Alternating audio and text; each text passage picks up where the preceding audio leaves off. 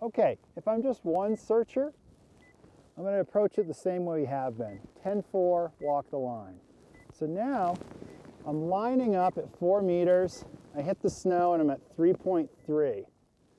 And I get the ski pole lined up exactly with the arrow. I take my time, about 5 seconds. Now, my arrow is no longer reliable. I'm just going off a distance. 3 meters, 2.5, 1.9, 1.4, 1.3, 1.2. So 1.2 is my lowest reading. So what I'm going to do is take the ski pole, which is about 1.2 meters. That's the radius of my circle.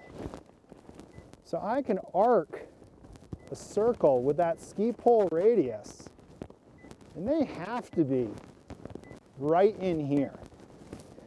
And I'm going to do it in bullseye circles, getting larger and larger a boot sole length apart as I work my way outwards.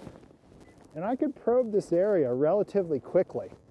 I'm going to start at my low point, and then I'm going to go boot sole, strike.